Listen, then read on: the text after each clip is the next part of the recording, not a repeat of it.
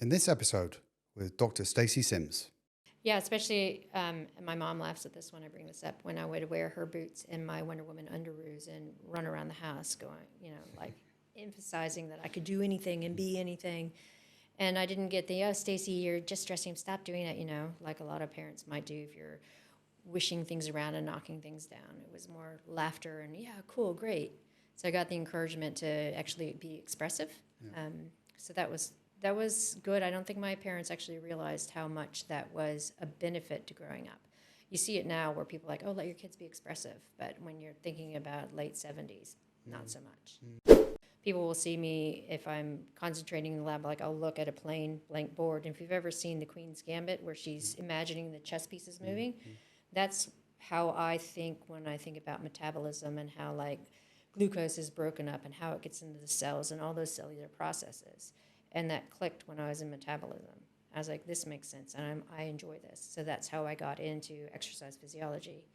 I don't think I've ever made conscious decisions. Right. I think I've just gotten opportunities, or one door shuts and another one opens. Okay. But as I'm going through and learning about things, the representation of being a woman wasn't in any of the textbooks. It wasn't in any of the history of sport. It wasn't in any of the classes. And so it was always this constant like undercurrent in my head of I'm pushing myself as hard as I can. My teammates are pushing themselves as hard as they can, but we're not represented in the scientific knowledge. And it never sat right. When we talk about like empowering women to get to know themselves, it's really telling women to step outside of the norm and to imagine what it'd be like to be in a female environment, where all the thought processes that a woman might have about her menstrual cycle, or am I going crazy because I suddenly snap and I'm 45? It's like, well, no, that's normal. That's perimenopause. So if you take a step back and you look at your life and go, how would it be different if all the things that I had learned had been through a female lens? It opens up perspective. And when people start realizing that everything they've learned, all the textbooks, the viewpoints, even the language that we use is all from that male perspective. And if we switch it and have that female perspective, it's a whole world that women can now open up into. And their male partners and sons and fathers can begin to understand the lived experiences of women. So that's the essence of what I do, is I really want people to understand the historical perspective and how we can change it.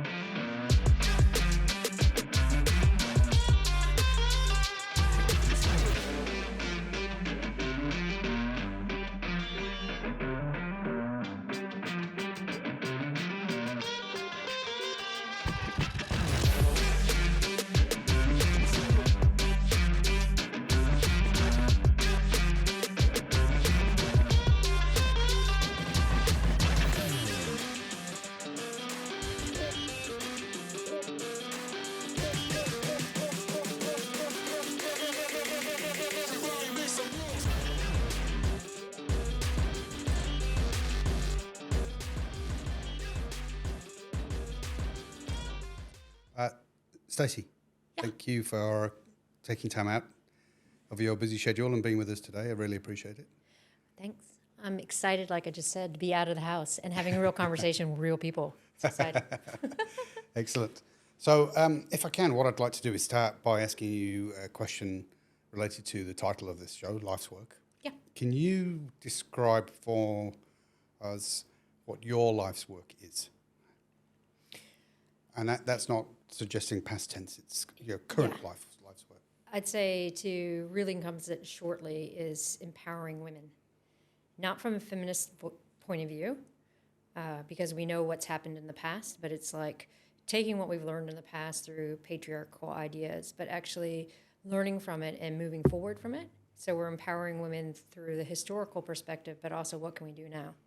And usually for me, it's through exercise and nutrition and the motivation to feel better about yourself. Fantastic. Yeah. Great. Right. There was so much in there that I actually want to get to, which will be fantastic. But before we do, what I like to do as well is ask our guests for a little bit of context of who you are. This is about you and your work. So what I'd really like to do is ask you to tell us a little bit about your background, where you grew up, your kind of family context. Who were you as a character, as a young person? Okay. No, that's fine. So I am the daughter of an Army officer. My parents had kind of that fairy tale, met at 14, started dating at 15, dated all through high school, all through university, got married until my father passed away of cancer. So we were a very tight household, me, my mom, my sister, and my dad. And we kind of traveled around the world as a little military unit. I spent my formative childhood years in Europe and then landed in San Francisco for high school, and then had you're not going to university in California, you're going to go to our home state in Indiana because we might be going back to Europe. So then I ended up in the middle of the country that I'd never been to before to do my undergraduate degree, and it was very eye-opening from San Francisco diversity, going to school, high school outside of Haight-Ashbury, to the middle of the cornfields in Indiana. And then from there, went and did a master's degree on the East Coast, and then I was working in San Francisco. Ended up coming to New Zealand in 98, 99, because I had been hosting some of the pro triathletes. They're like, hey, Wellington looks just like San Francisco. So a job came up, and I applied, and I moved here on a whim. I was like, yeah, I'm 25, single, no attachments, might as well. Ended up staying and doing my PhD, and then landed back in California at Stanford to do a postdoc and do some work, and launched a few companies, and then ended up back here in New Zealand. Wow. Yeah. So that was a very quick podcast. No, I'm only joking. Can I go back a step to when you were a younger person? What kind of, before you moved back to Indiana, what kind of person were you? You say you grew up with your mom, dad, and your sister. Yeah. What kind of character were you? I was the youngest of two, and my sister was the one who was always making, I don't want to say trouble, but was the more difficult of the two. Right. And I didn't want to replicate that, so I could get away with more things. I was very, very quiet and shy. I didn't really come to my own until my sister went to university. I remember going to school, and they would call me Baby Shannon because I didn't speak, but they knew Shannon's name, but not mine. Right. And it was very intrinsic, lots of good imagination, writing stories outside, playing by myself, making all sorts of things up, like games and that kind of stuff. Reading a lot and just kind of really observing the world. And then when she went to university is when I was in San Francisco finishing up high school. And when she left, that's when I started really getting involved in some of the outside ideas of what it meant to be in San Francisco City proper, going to high school there, looking at what was, I guess, equal and not equal.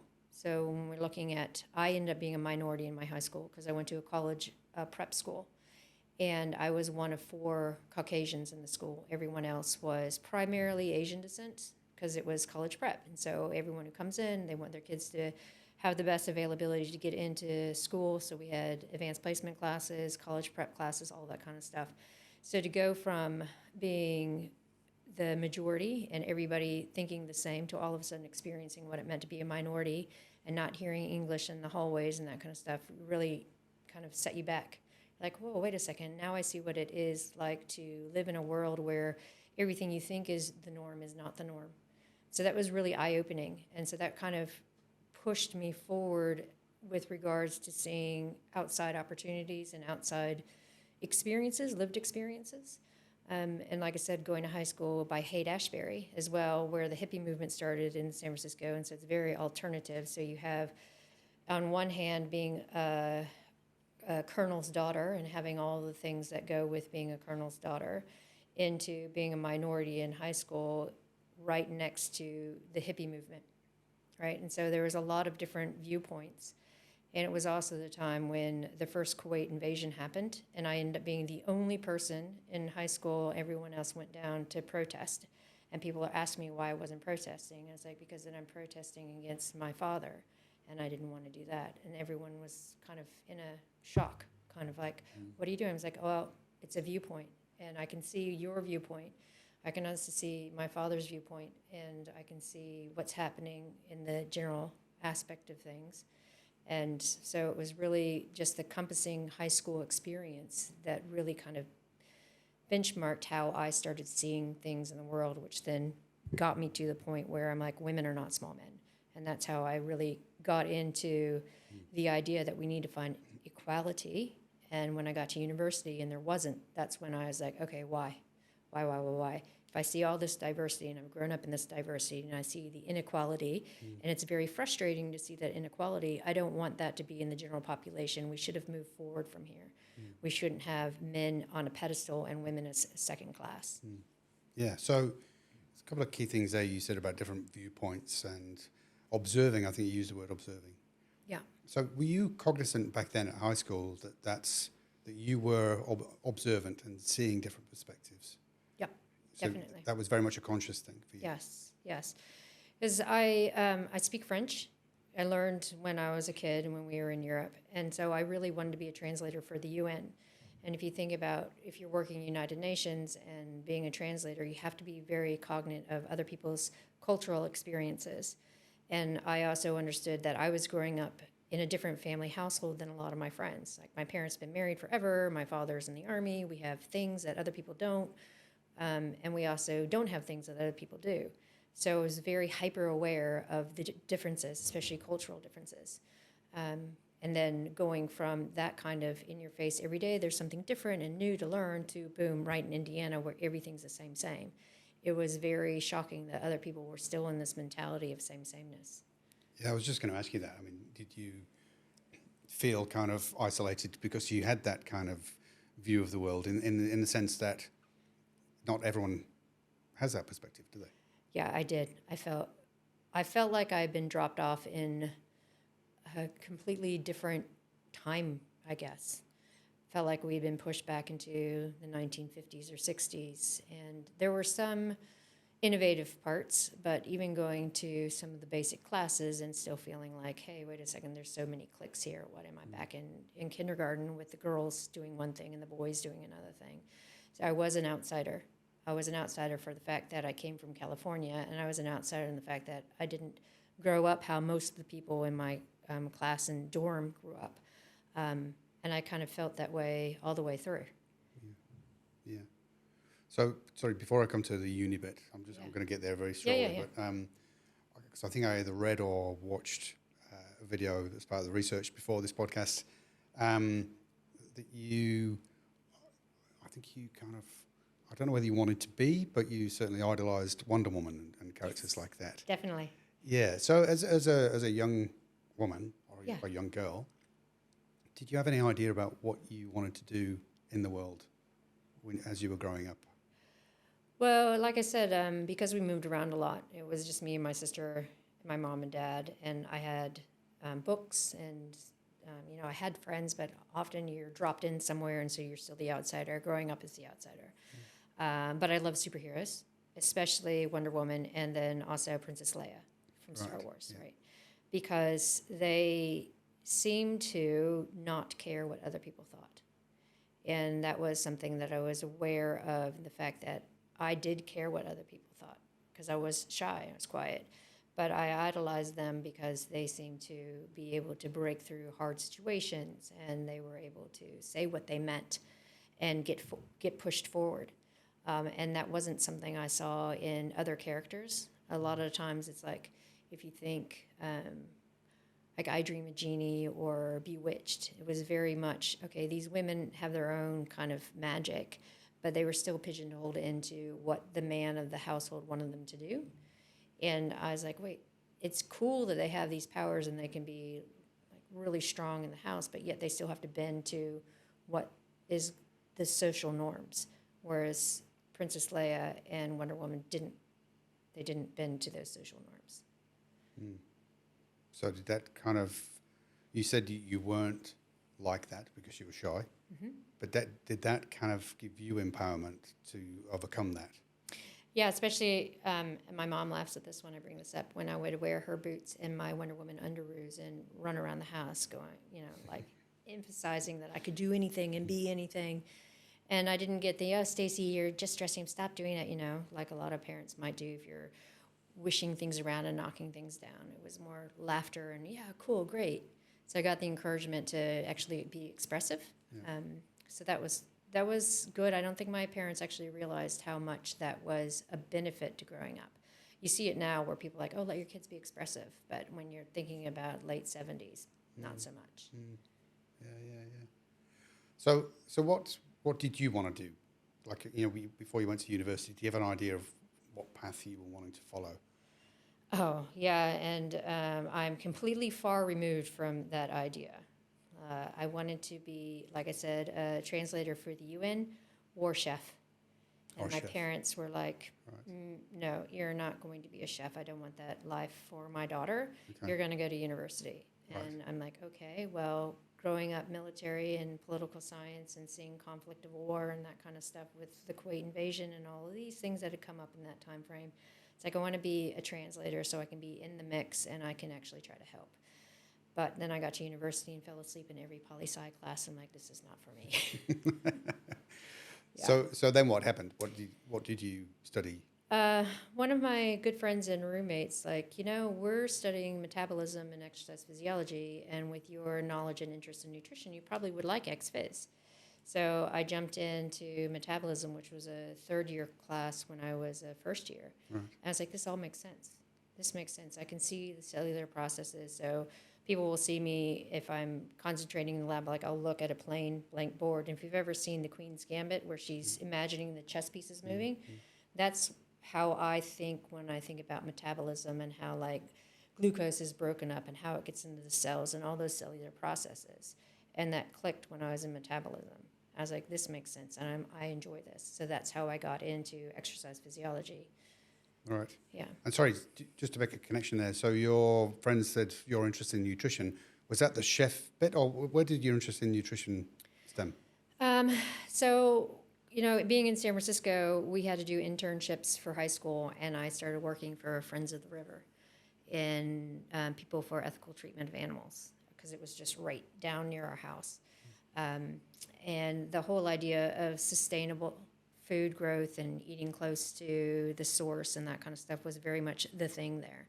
And I read Francis Lapé's book For a New Planet and John Robinson's book about being environmentally conscious. And so I became very interested in, I guess now it's trendy, farm to table kind of thing. And we took a field trip down the I-5 down near Hollister where all the feedlots are, and went to a pig slaughterhouse. And I was like, oh my gosh, this is just... So it was a whole bunch of things that happened, understanding where the food sources are from the States, which made me want to be a chef because I really enjoyed cooking, but I also wanted to promote the local sustainable for better health, really, because learning about sustainability, health for the planet, but also it's better for you because if you're eating that's stuff that's close to season and close to you, then you have better nutrients. And so all of that was kind of feed forwarding. But my parents, like I said, were like, no, you can't be a chef. But I still had this huge interest in nutrition. So that's why my friend was like, hey, well, you're not a chef and you love nutrition, you should try metabolism. Yeah, I can see that. How did you feel about being told that you couldn't be a chef? How did you respond to that? I'm just trying to think of how my kids would have responded now if I'd told them, no, you can't do that. Yeah, I had a lot of respect for my father. And so when he's like, this is not the life for you, like you're not going to get it, you'll be burnt out by the time you're 25. So listening to both of them and their viewpoint, and I was like, okay, if I want to do it, then I can always go back and do it later. But they're offering to pay for a 4-year university degree. I might as well take them up for it. Because if chefing doesn't work out, then I'm by myself. But if I go get a university degree, then at least I have a fallback. Yeah. Is there also an element there of your willingness, or not just willingness, but keenness to see things from others' perspective? Yeah. Made you open to listening to your parents? Yeah. And I will have a bit of truth in the matter. I was afraid of my dad like growing up because he's, military, very stern. Come home, you see him in his uniform. And it was that respect, but it was also a little bit of fear. Not that he was going to do anything mean, but it was just that sternness, kind of staunchness of a military father figure. Right. So, yeah, if he's like, this is not a good idea. And then my quip back was, can I be a SEAL? And he's like, absolutely not. So, yeah. Now I could maybe, because they've opened up Rangers and SEALs to women, but back then, no. No. Times have changed, eh? Yeah. Changing. Yeah. Yeah. So you're at university. Yeah. Where to from here? I know you kind of flashed through that quite early on, but if we can, a bit more detail, what happens after university? What kind of decisions were you making at that point in time about where your life was going to lead you? I don't think I've ever made conscious decisions. Right. I think I've just gotten opportunities, or one door shuts and another one opens, which is kind of how the end of Purdue, getting into a master's degree happened. I remember distinctly getting to my senior year and not really knowing what I was going to do. In fact, my mother flew out from the East Coast to come to an awards ceremony thing, and I got an award, I think, for like the best student in the department or something like that. And they're like, so what are you going to do? And I was like, I'm going to go to San Francisco and hang out.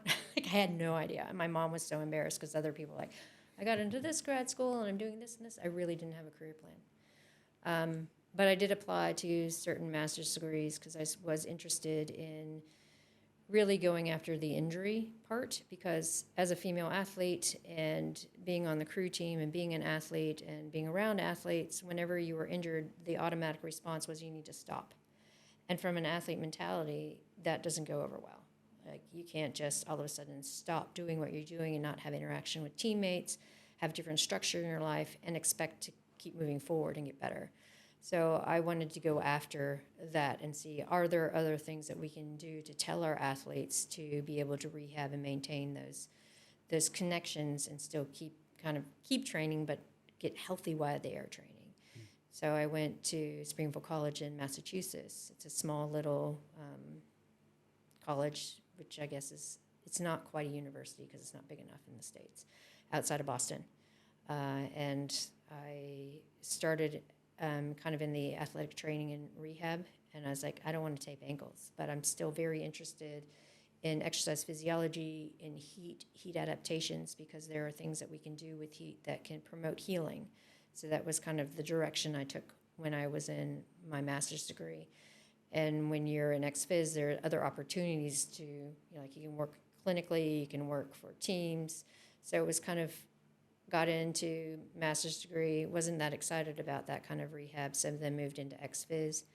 Had a massive blow up there. It was the first time I actually was tested with my views. Our guest professor for thermoregulation, he was very, I guess it's the best way to say is he had a Napoleon complex, where he's very rigid, and this is what I do, and this is what I say, you come in and you do this and you do this. And I had my book open, and I was highlighting parts of the book as notes instead of writing them down. He came and slammed it shut. And this is the thing, if you did something that he didn't really like, he would take an action that was really off-putting. And he was supposed to be my advising professor as well. And the turning point was we were in a thermoregulation lab where someone was in cold water immersion, looking at those responses, and he was late. And the postdoc was supposed to be running the lab. And he comes in and sees that the lab was behind, and he throws his keys across the room. And there are three of us with our heads down the book because we're like, oh my gosh, he just threw his keys. And he came and he grabbed my ponytail and pulled it back. And it's like, what the fuck is going on? And I was like, this is not right. This is not right. But I didn't know what to say. And then I got called to the dean's office, and she's like, we heard there were some incidences. And I was like, no, because I didn't know what to do. But then in my thesis proposal, he was being very pedantic, and it was with the dean and two others. And she called me aside after that proposal and was like, something is going on. What is going on? So then I said, these are the things that he's been doing. These are the things that are making all of us afraid to say anything. And then it came out and there was an investigation, but it was me and my word versus everyone else because everyone else was afraid. And so then it was like, I've got to stand up and I've got to put my foot forward and I have to actually make a stand and say, this isn't right. It is not right for someone to come in and treat their students like this. It is not right for him to say that he's the head of department when he is just part of the department. And then the way that it evolved is he ended up getting repercussions and gotten fired and kicked out of the university. But that was like the first time where I realized that it's much bigger than what you think. And if you stand up for what you believe, there's going to be some really big pushback because it's outside of the norm. And it was a bit terrifying trying to get through a degree and you're taking these steps against your advising professor and then having to have someone supervise tests with you because he's in the room with you.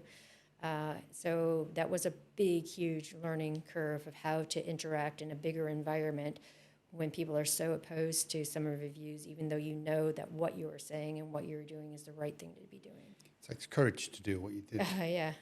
Were there things that you learned from that about yourself and other people that you've taken forward? Because I think at your age that you would have been then, that like you and you've just described it and said it would have been a big thing.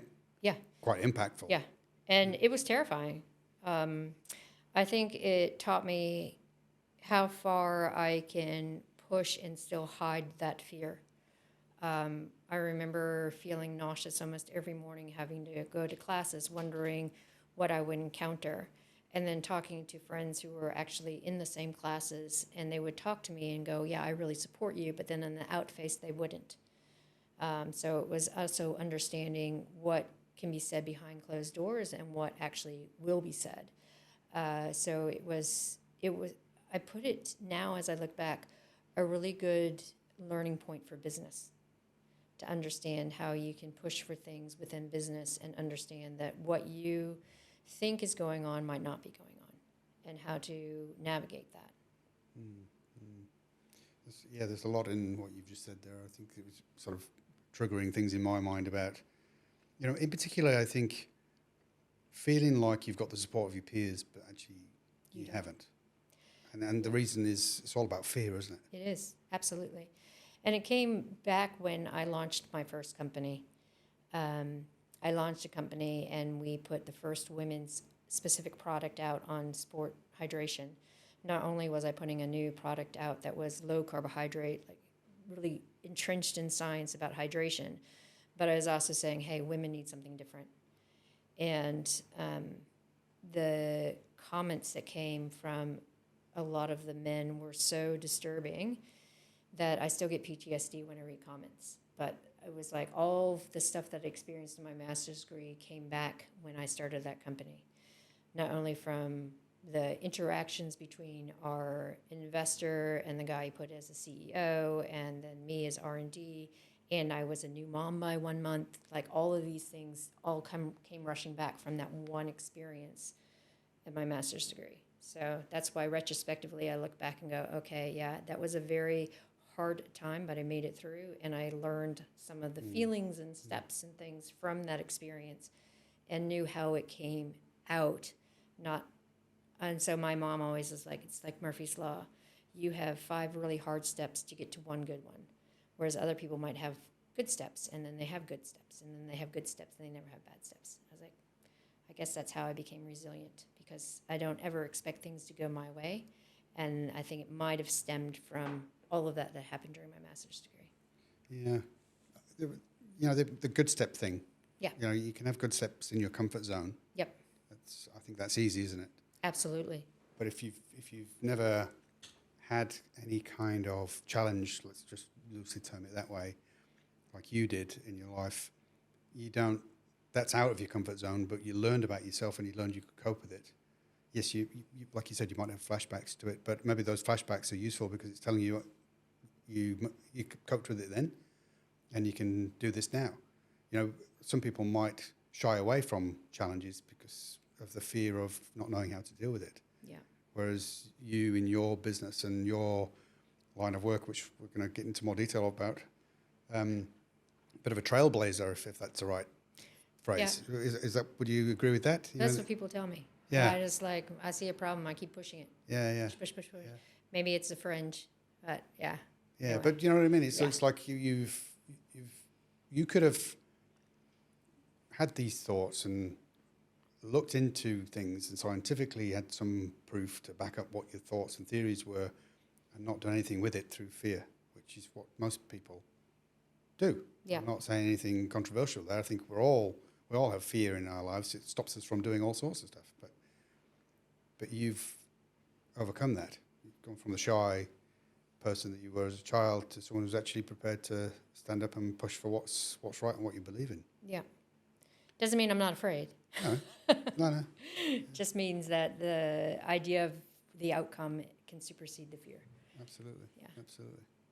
So, that was a traumatic university experience. Yeah. And that was your degree, not your master's, or it was your master's? Yeah, it was my your master's, master's, yeah. right. Okay. So then you've got your master's. Where did you think you were going to head from there? And I like the fact, sorry, before I ask that question again, it's a bit of a common theme, I think, with guests and people who've been quite successful, really successful.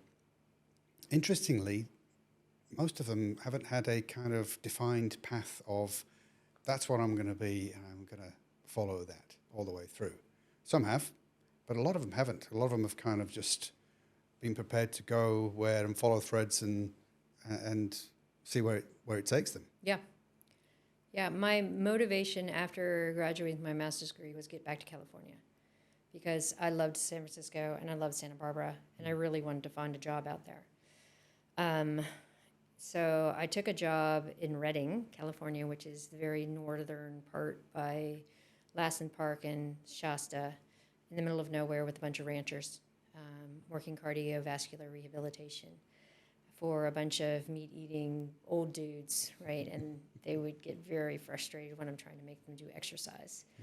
And then about a year into that, I was like, this is just not what I want to do. It's not fulfilling. It's not changing, anything like that. So I quit and went to San Francisco and stayed with a friend and found a job there, working for a surgeon in the city and running his clinic and obesity surgery, which was kind of the fringe then, right? So no one really was doing obesity surgery then.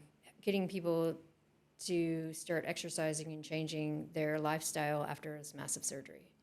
And so that was good because it was like you could actually see a differential change where someone wakes up in surgery and they're like, okay, now what? How do I start my life again? And I was the point person to help them do that. And then while I was doing that was when I hosted Cameron Brown and a couple of other triathletes from New Zealand. And I was also an avid triathlete then as well. And they're like, wow, this place is really much like Wellington. And the travel bug has always been with me. So that's why I was like, oh, I wonder if there are any jobs in Wellington. So that was what brought you to New Zealand? Yeah, first time. Just I wonder if there's any jobs in Wellington. Yeah, I wonder if there are any jobs in Wellington. Oh, look, there is one right there. Yeah. And within 3 weeks, I had a visa and a job, and I remember going to my grandparents' 60th wedding anniversary, and everyone's like, so what are you doing in your life? I'm like, I'm moving to New Zealand next week. And everyone's like, what? I was like, yeah, just decided I'm just going to ditch everything. I've sold everything. I've sold the house, everything. I'm packed up. I'm leaving for New Zealand next week. And that didn't go over very well with my parents. My mom was like, oh, my gosh, you're moving to the bottom of the world. Yeah. Did moving around as a child kind of help with that, the ability to, and Indiana for university and back to San Francisco again, you were kind of on the move, so it was just another move? Yeah. For you, in your mind anyway. Yeah. And the thing about it is I still have that, and I talked to my sister about it too. We've never put down roots because we always like, okay, this is temporary. And I think a lot of military children feel that. Like it's really hard to feel settled anywhere. So I'm always like, okay, where's the next move? Where's the next opportunity? Where's the next move? Whereas my husband is 6th generation family farm from Matamata. And he's like, what do you mean you want to move again? Like, no, we're here. We have it. I'm like, but no, it's the sameness. There's no opportunities. We got to keep moving forward. So there's a bit of that undercurrent. And so when an opportunity comes up and it's like, oh, you have to move here. I'm like, okay, I don't see a problem with it because it's an opportunity. It's expanding horizons. It's experiencing something new. But I realize that I might be alone in that at the moment. Okay. Yeah. And so you moved here at 25. Yep. Wellington. Which is, again, is a big challenge, isn't it? A big move for Yeah. a young person to do by themselves. Yeah, I guess so. But at the time, I was like, oh, I'm going to go to a new place. It'll be cool. English speaking, still, relatively similar culture. Find some friends. Here's a school job. It's in a city. And then I got off the plane in a howling southerly and went, what the hell did I do? Yeah, exactly. Yeah. So can I just touch on? You've referenced it a couple of times, but you were an athlete yourself, right? Yeah. Which is, an important point to make. That the reasons why you probably started to focusing on where you're at today was as a result of being a female athlete yourself. Yes. So you were Absolutely, yeah. you were a rower at university, is that right? And I you was- just mentioned triathlons. Yeah, so I started as a ballerina, and when I was 13, my instructor was like, you need to choose between running and ballet, and I recommend running because I was getting too tall and uncoordinated, I guess, for toe work. And I was like, okay. So running and ran cross country all through high school. Had an opportunity to walk on to the collegiate cross country team, but I was like, don't really want to run anymore, but crew looks interesting.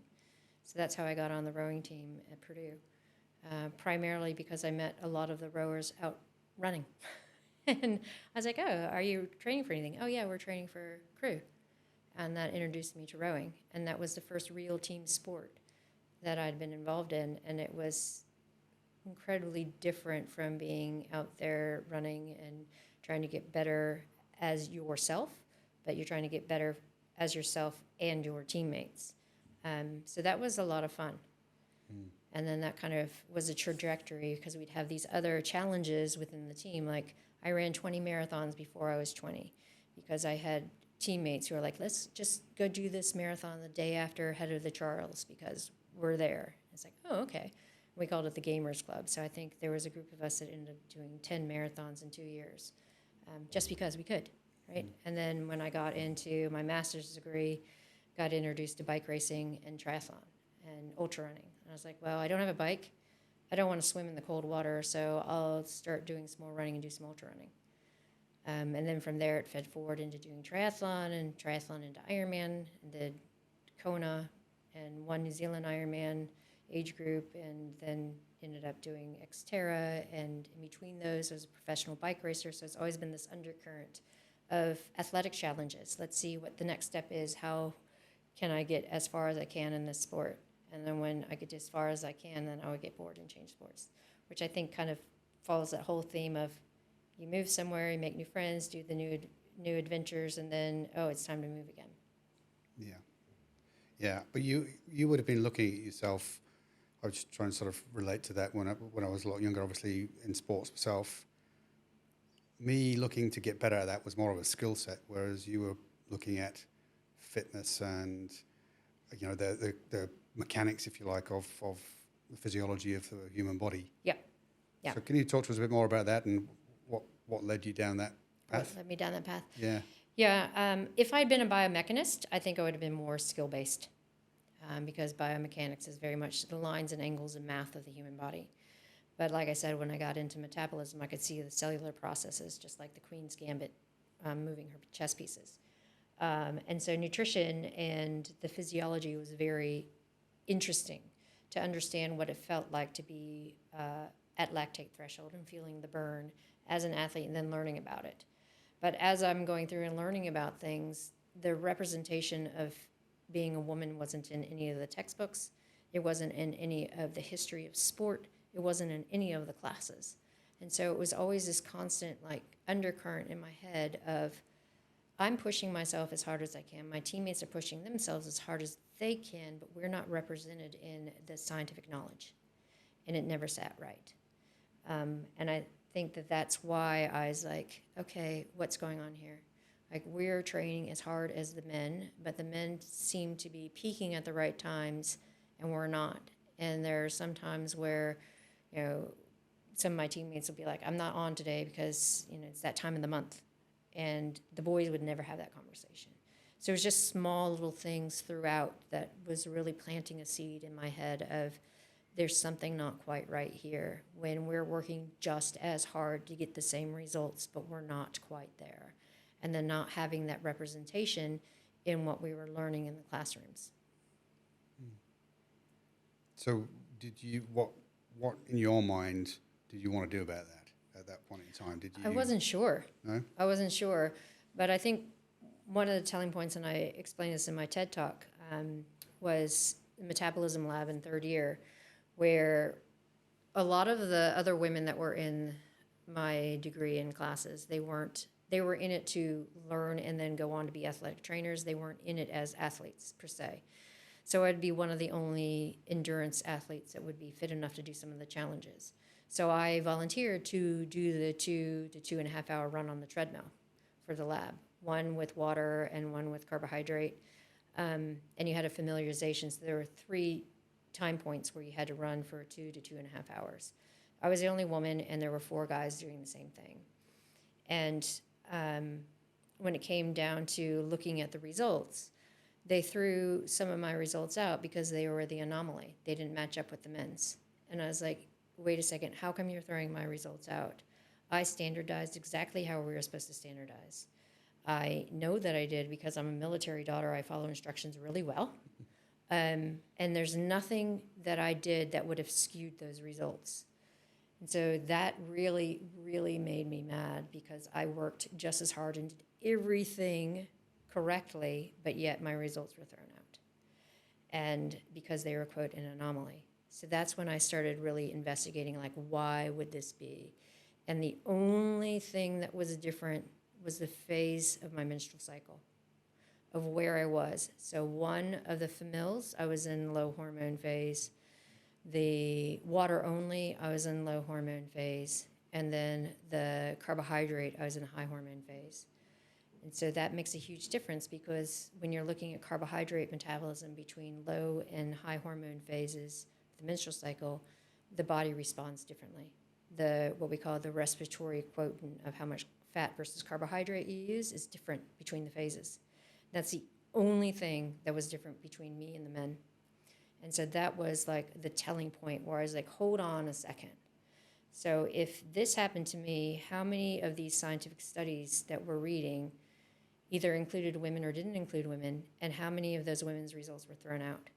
So I was so mad at that time, but now retrospectively I can go back and say, hey, thank you, because now it really planted that seed to kind of push forward the rest of my career. It's my master's degree, I looked at overtraining between men and women, trying to see, are there differences in the expression of overtraining? Yes, there are. We look at immune differences between women and men. We look at, we call profile mood states, where we see when men start to get overtrained or overreached, they become aggressive, they become more, vigor, so they're really like, I gotta go. So it's more that aggressive and anxiety. But for women, it's a feeling of flatness, depression, and end fatigue. So completely different, even though they're going through the same kind of overtrained, overreached state, and the immune responses are different. So there are key things that happen there as well, and I didn't even look at menstrual cycle phase there. I noted it, but I did it all in low hormone phase because I wanted the women to be as similar from a metabolic perspective as the men. And I was like, okay, now here are more things that we see that are different, but it's not being discussed. And there was nowhere else that this was kind of, you could access research on this? Hadn't been done? No, not that I could find. If you were to dig into a lot of the original seminal research, one, it's done on men, or two, they take women in the low hormone phase and mix their results in with the men. Even small things like your heart rate monitor, that everyone's like, oh yeah, heart rate. The original algorithm of those heart rates and like monitoring the heart rate rhythm was based on 5 recreationally active 25-year-old men. But we know that the QRS signal, so the time between heartbeats and symptomology of the heartbeat, is different. Women have a longer lag time.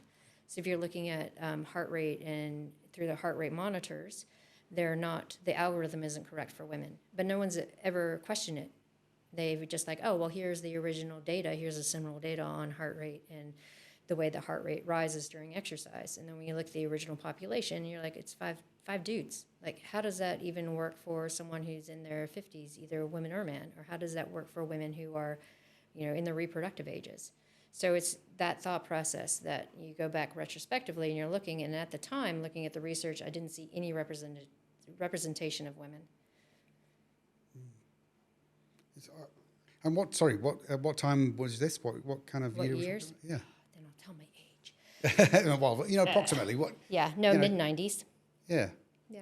I find that actually quite fascinating that there was no research recognizing the differences between men and women, even though that's should be obvious, right?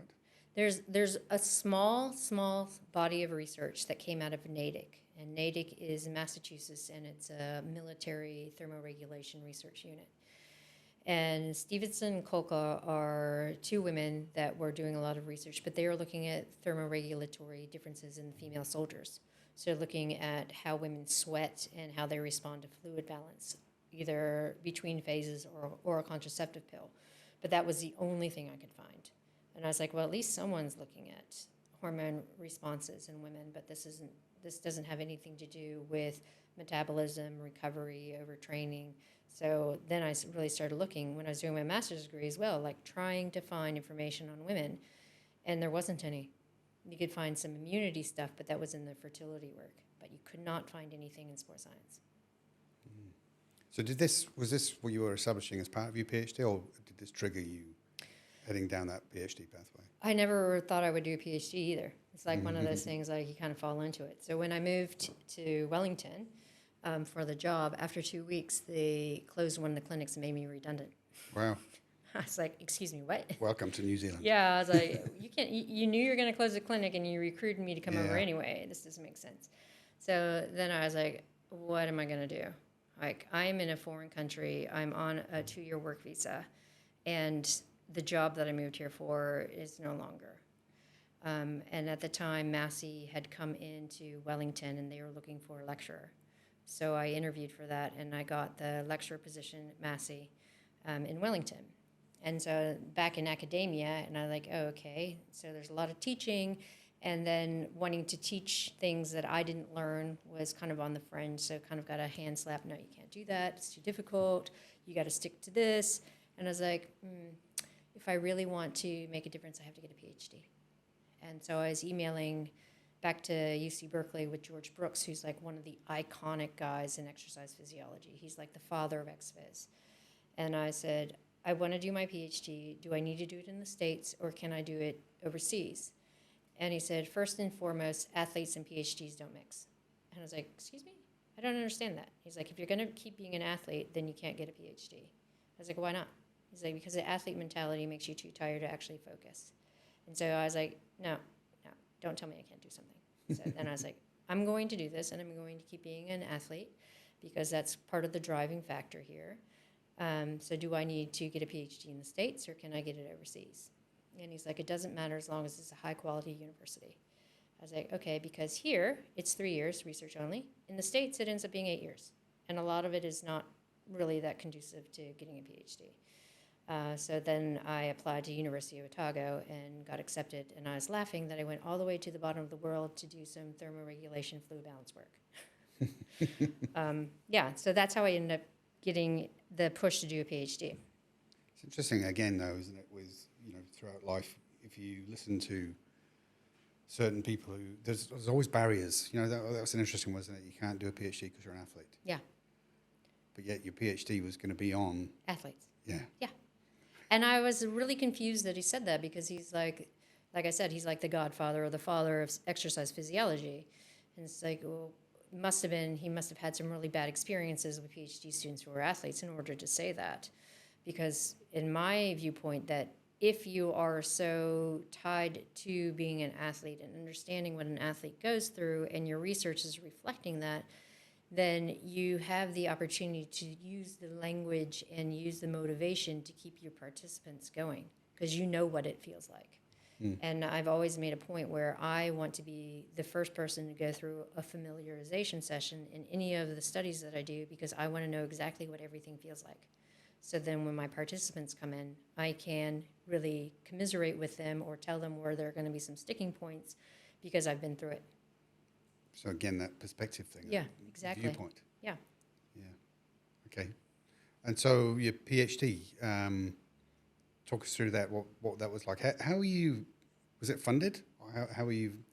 Yeah, I got a scholarship down at University of Waikato, and it was started as a fluid balance project that my supervisor, Nancy Rear, had thought about. And so she got a small grant funding to do some initial work.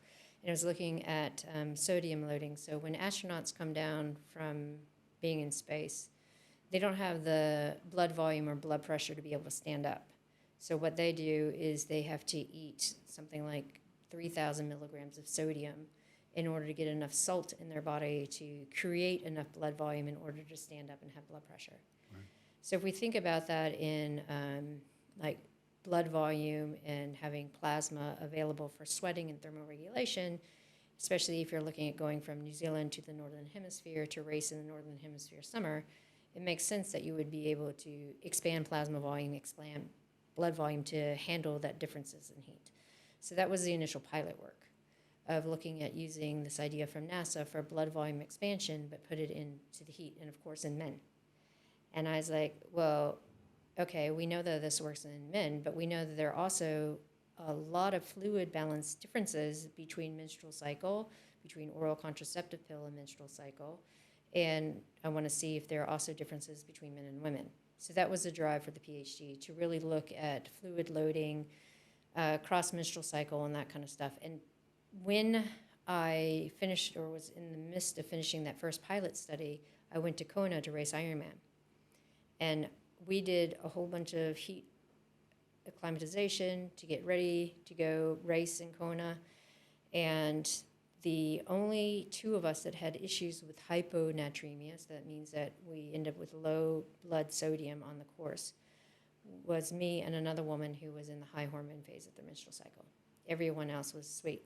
So I was like, oh, wait, there's something here or there. And that's when I came back and I was like, okay, now we look at fluid balance and heat, and we see that women's plasma sodium drops in the high hormone phase.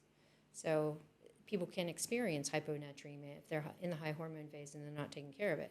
So then that was a pigeon point of, okay, let's look at this in the lab and see what we can do to help people with that. Yeah. So again, constantly kind of reflecting on your own performance. Yeah. And the effects on that, the influences on that. Yep, and how to help people not experience that again. Yeah, yeah. So what have you, where to from there? What did you do with that, with your PhD? What was, because like we said before, this was not stuff that was already out there. Mm-hmm. You would be kind of pushing a different perspective into a world kind of based on research that was based on five young males. Men. Yeah. You know, there's a challenge there, isn't there? So you've got a PhD, you've discovered something, which is fantastic. But then, so what? What are you going to do with it? I know. Well, even during my PhD, I would get questions of why you're studying women. We don't know enough about men. Why didn't you expand the study and look at men? And I was like, because I'm a woman and I went to Kona and I had problems with it, so that's why we're looking at this. And educating almost everyone in the department that there are sex differences, and everyone should be looking at the sex differences in their studies. So I became that PhD student, and everyone's proposal that, like, we don't want Stacy there because they're going to ask where are the women. But really trying to make that stand, again, not as a feminist, but going, hey, historically, all this stuff has been done in men, and we now need to move forward because there are so many female athletes, and there are a lot of women who are having issues that we could probably solve if we looked into it. And so when I got to the end of my PhD, I wasn't exactly sure what I was going to do. I got married like 2 weeks after I finished my PhD, and then got recruited for a job at Stanford. And I was like, oh, California, Stanford, okay, I'll go work. That sounds cool. And then, you know, how I said earlier, 5 negative steps backwards to get into 1 good step. Yeah, so I got to Stanford to be the exercise physiologist in the human performance lab. And after 2 weeks knew that I was hired as a scapegoat because there were a lot of things that were going wrong in the lab and they didn't have anyone to blame. And the person that was in charge of the lab, he was very misogynistic, and he was looking at, how is he going to be able to explain a lot of the things that were going on. And he blamed it on a new girl. And, when I look at all of this, I'm like, people will probably hear me explain the story and be like, no, it's really her. Something's wrong with her. She's had all these experiences. But again, it was like a lot of people within the department were coming out saying, yeah, we know what's going on, and we know that they're blaming you, but we can't say anything because our job is tied to it. So again, it was like experiencing the same thing in the experience at Springfield College, but on a bigger scale, because here I am at Stanford. Like, who's going to believe the new girl comes from New Zealand, fresh out of a PhD, versus the head of orthopedics at Stanford? So I had to find a way to get out of that and really not be scarred from it, I guess is the best way. And so I met Marcia Stefanik, who was the primary investigator of the Women's Health Initiative, which was the big, massive hormone replacement study in the States. And she was looking for a postdoc. And we got along great. She was very much in the whole idea of we need to do more research on women and wanted to encourage that. And also Craig Heller, who was the head of human biology, and he was into thermoregulation research for athletes. So I had the opportunity to mix public health and human performance in a postdoc. So then taking the concepts of thermoregulation, of cooling and heat acclimatization for just the general population to get fit in order to be able to continue into a fitness program. So we called it the pre-fitness fitness, as well as understand hot flashes and vasomotor symptoms. So there's a lot of things that came together where I'm like, oh, this is fantastic, because now there's something bigger I can get involved in that's not so pigeonholed into sports science. And people are actually interested in studying women. So that's how I kind of landed on my feet at Stanford, taken under Marcia and Craig's wing, and did a lot of really cool projects, and then evolved into a clinical research scientist there. And then at the same time, taking some of the ideas of my PhD for fluid balance and regulation. And the Stanford football team was having issues with hydration, and Craig Heller from human biology was like, hey, you know about fluid balance, let's talk to the football team. I was like, all you have to do is mix up sodium citrate and bicarb and have a fluid load. And they did that, and then I got in trouble because it wasn't a product, and they weren't allowed to have things that weren't products. So then I got a hold of Cliff Bar, and people know Cliff Bars here as the little protein bars that come from the States. And they're like, yeah, we're really interested in developing a sport nutrition line, especially fluids, so let's make something for the football players. So again, it was the opportunity from something that happened of like, I'm just trying to help, to all of a sudden being able to work with the company and create something. And then on the other current of that, I was racing bikes professionally. So I was in with the Peloton, and they heard about the secret mix, and they wanted more. And then I ended up connecting with the sports scientists of Garmin Slipstream and going over and doing some work with them in Girona leading up to the Tour de France, helping them with the Tour de France. And then we created a drink line there. And it got to a point where one of my clients, who was a VC and owned a Porsche factory racing team, was like, let's get you out of that thing with Alan and let's try to do your own thing. And I was like, I'm 6 months pregnant. He's like, it doesn't matter. Let's do this. So I have all this stuff at Stanford that's going on, and then the undercurrent of being an athlete, then working with athletes and creating things. And so it was like this big, massive amount of stuff that was going on all at the same time, but it all circled back to trying to help people get better at what they were doing. I'd like to take a moment to talk about one of our sponsors. I'm really pleased to announce that we have Sharp New Zealand as a sponsor. And it's great to have Sharp on board because as a customer, I can speak about their products and services from personal experience. And it feels good to be able to endorse and recommend a company because of the level of satisfaction we have regarding the services they provide. And across my businesses, we've certainly been impressed with the care and collaboration we've experienced in our dealings with Sharp. It's certainly a brand that we trust. Sharp has a long history of creating breakthrough products designed to meet the needs of people living in New Zealand. Sharp's leadership in technology innovation ensures it's at the forefront of the pack, providing business solutions from printing and photocopying to interactive meeting solutions and ICT phone systems.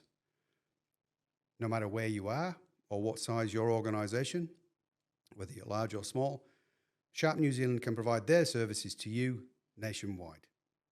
If you're looking to upgrade your technology or renew your photocopier leases, talk to your local Sharp team or visit the website at sharp.net.nz. Yeah. So there's a few things in there. I mean, again, the experience that you had when you first went and got the job at Stanford. Yeah.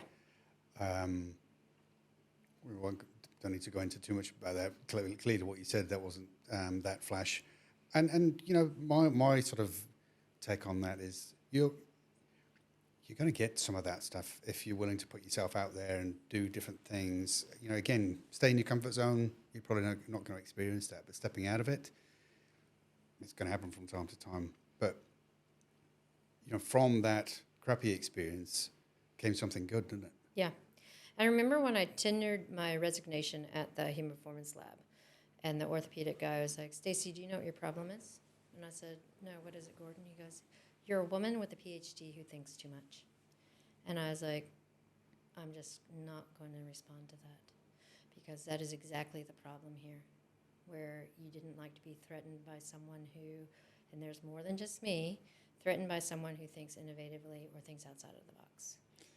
Yeah, see, I hear things like that, and I don't think, you know, that's a misogynistic thing. I think it's just an idiotic thing to say.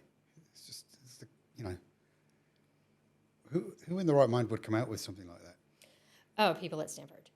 But you know, what drives that? What, you know, where does that stuff come from?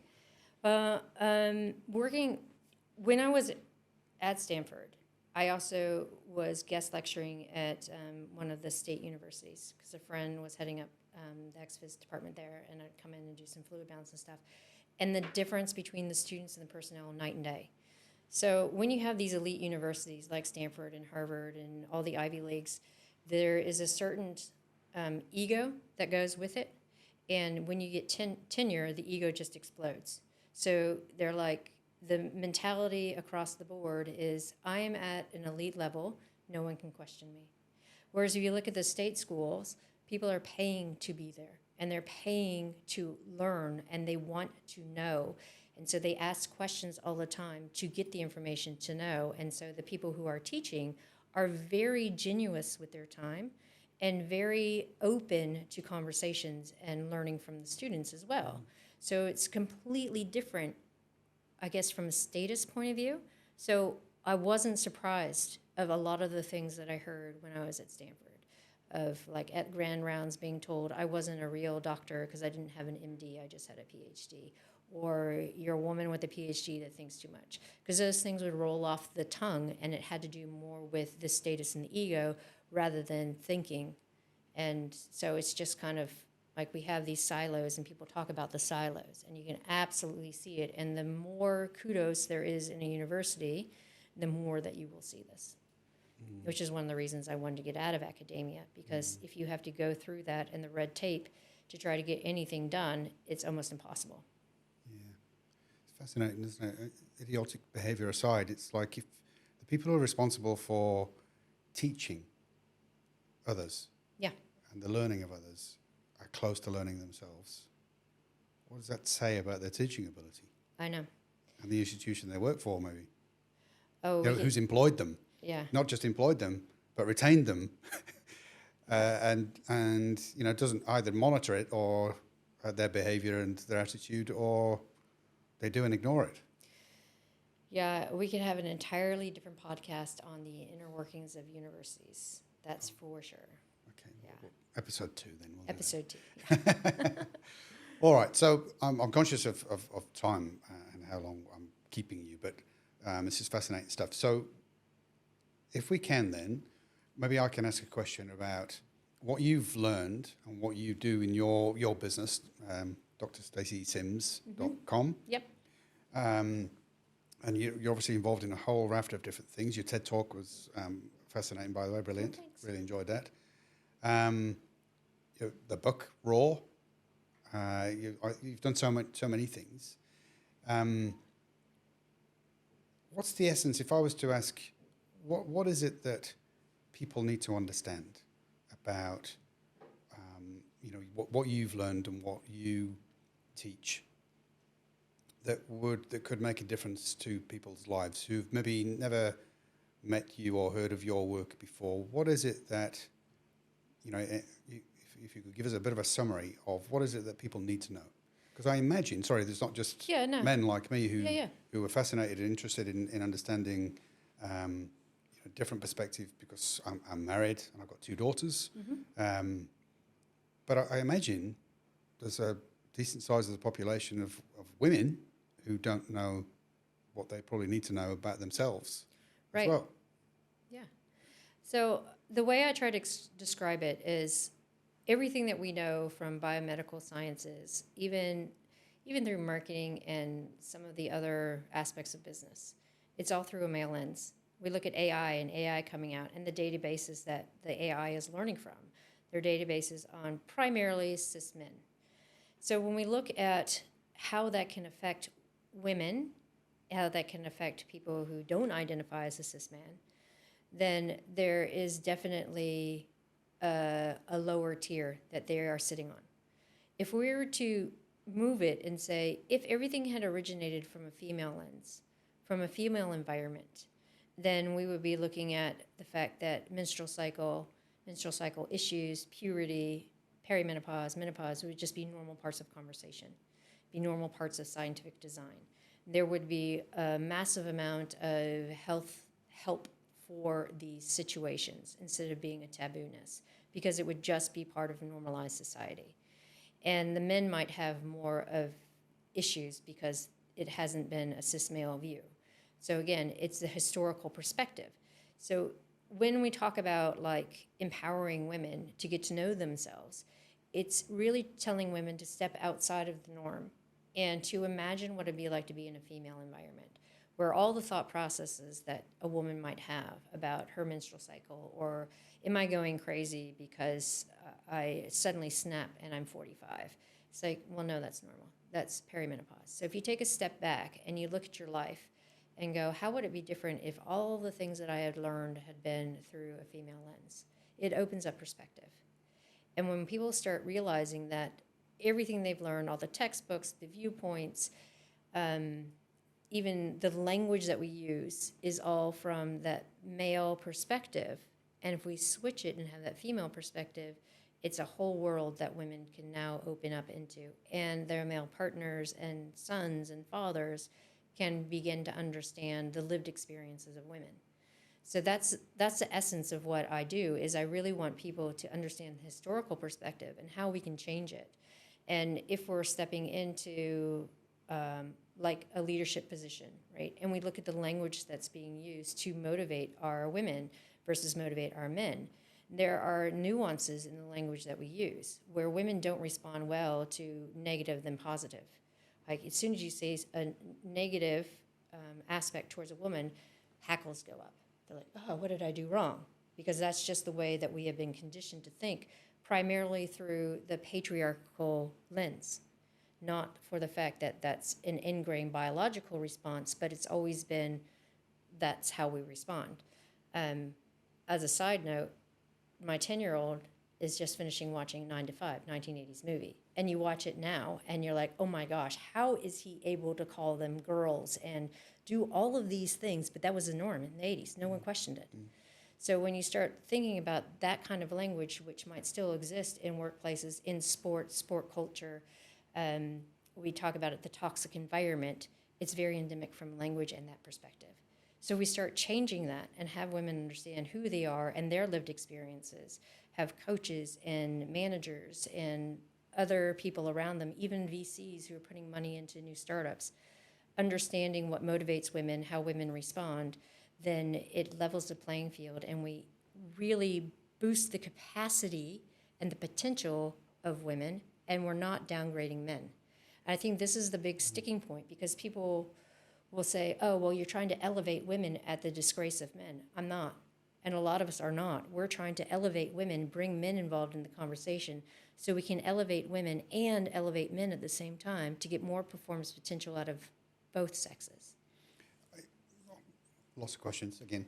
That elevation and, well, I can't remember the term you used now, but basically, you know, at the expense of men. Is there some of that does happen? You know, like trying to put men down in order to elevate women, and does that create a little bit of a pushback and a fear amongst men that results in them being less open to learning about this stuff? Just in your opinion. Yeah, absolutely. So I was in Dubai last week, and then I laugh. I'm like, who goes to Dubai for the weekend from New Zealand? Oh, I do, for a sports medicine conference. And I'm presenting stuff on wearables because those are the new things. Everyone has some Apple smartwatch or whatever, right? Yeah. And talking about how the algorithms aren't meant for women's physiology. And halfway through, I look at the audience, and I could see the hackles are up on a lot of the men. So I purposely said, I am not talking from a feminist point of view. I'm talking from a historical point of view. And we know historically, like I've said in this podcast, historically, medicine originated from men saying women weren't as smart, so they shouldn't be in it. And so it originated from the male domination in society. We know this, but we can look at the historical past and we can move forward from that. And men need to be involved in the conversation. And as soon as I said that, it was like this huge relief, and then people started listening again. Mm-hmm. And I think it stems from the 60s and the feminist movement. If we think about that, and women were always women, women's lib, women this, women that, then men felt really like pushed aside and got angry. And so there was this big fight between what was right for women versus what was right for men. And then the conversation really started escalating into women's rights and that kind of stuff.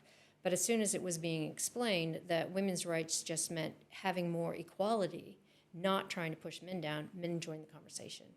And we still have that now, where we look historically, and when we start pushing for women and the female environment, then men, for the most part, retrospectively think about the feminist movement and that they're overt feminism and they're going to lose some kind of status. But that's not the case. So again, it's that education. As soon as we start educating and talking about it, hey, you need to be involved in the conversation too. You have a mom, you might have a sister, you have a wife, you have daughters. All of this is important. It's important for the growth of society to empower and better the entire living environment, be it biomedical sciences, all the way down to your little girl who's playing soccer and has a male coach. When she goes through puberty, you want that male coach to understand that she needs to be retaught how to run so she doesn't get injured and doesn't want to drop out of sport. So, yeah. Yeah, couldn't agree more. It's like you're talking about my daughter, actually. She's just going through puberty, and she's just taking up football and has a male coach.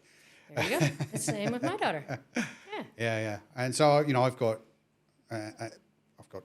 Grace, my eldest is an athlete, as we discussed before, and my wife's going through menopause. So you got it from all sides. I've got all of it going on, and which is great. You know, it is life. It's part of life, and I'm one of these people. I'm curious. Mm-hmm. I've always kind of wanted to delve into things, possibly too much. You know. Me too. Overthinking things, you know? but I want to understand. I want to understand so that I can not necessarily help them, because that's not helpful. Right. But I don't want to be detrimental in any way, and I want to be there to help if needed. But I want to be understanding. I think that's the main thing. Yeah. And I think additionally, as a business owner and in the work that I do, working with organisations and leaders in all sorts of organisations from across public and private sectors, what's concerning me at the minute is what I'm seeing and hearing about, maybe because of the work that I do, but also maybe I'm more sensitive to it because of what my wife's going through. Mm-hmm. So I'm reading, working my way through Menopausing. Oh, yep. Davina McCall. Mm-hmm. And again, to try and understand. And it's what's fascinated me is that my wife doesn't even understand what's happening to her. Right. And the things that she's experiencing would never have related that to the menopause. Right. She knows she's going through menopause, but there are things happening that she would not relate to the menopause. Exactly. And it's like, actually, well, if you don't know and understand it, how the hell am I supposed to, right? So, and it leads to a little bit of, it has done, a little bit of tension, mm-hmm. a little bit of friction, mm-hmm. A lack of understanding does that at home, mm-hmm. but I think it also does it in the workplace.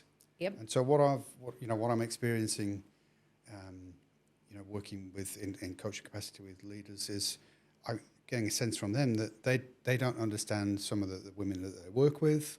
They think it's kind of odd behaviour, and what's concerning is where those conversations are going, and what they think that they need to do is actually that person shouldn't probably be in the team any longer.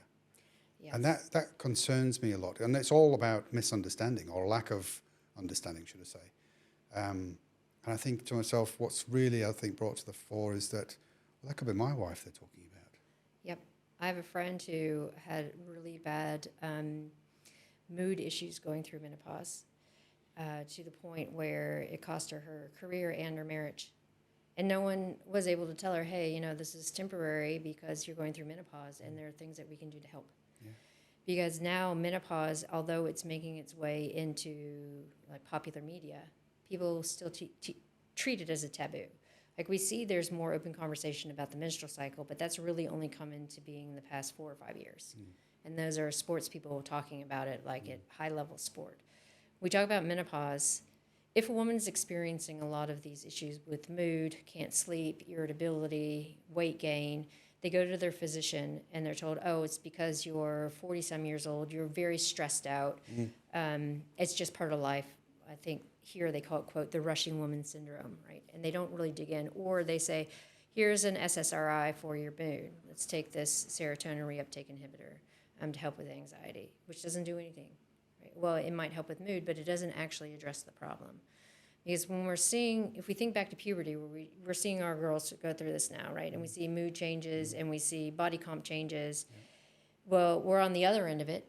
And when you have these hormone fluctuations that drop, we see every system of the body is affected. But if we don't have that conversation to say, hey, women don't age in a linear fashion like men, where men will age more linearly, they might have a drop off of testosterone when they're in their late 60s, start to lose some muscle mass. But for women, that happens in their 40s.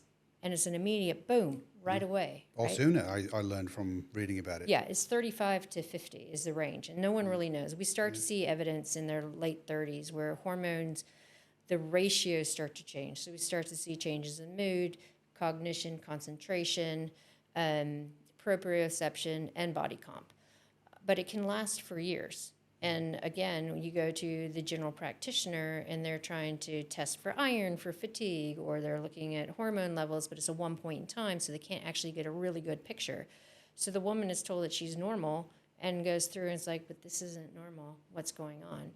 And we're not having the conversations that all of these signs and symptoms indicate that your hormones are changing in the ratios and it's affecting every system of the body. When we bring that into the workplace, the UK is having this conversation now about menopause leave, where I totally don't agree with it. I think that women should have help with menopause, but I don't think we should put a stigma on it and say, you need menopause leave, you need to leave, you need to take time off. I think it should just be, here's some extra medical days that any woman and man can have within the company. So there isn't a stigma about it. When we start talking about it in the C-suite areas, right? When we see some women are up there and other women drop out of their career before they get there because they're having such issues with mood and concentration and decision-making because of menopause. Understanding that when women get to that point in their career, again, the motivation conversation has to change and the demands need to change a little bit. And it's not being the pushback because of menopause, but actually being understanding that there are some health issues going on. The same as if a guy was to come in and he's part of the C-suite conversation and he might be having a lower testosterone level and doesn't want to openly say that, but you can see there are changes in cognition and there's changes in behavior. No one's going to call him out on it. And he's like, oh, I have a health issue. And you're like, okay. So for women who are having these issues and they don't want to talk about it, they can be like, hey, I'm having some health issues. I know it may look like it's affecting my work performance, but just bear with me and it's going to be fine.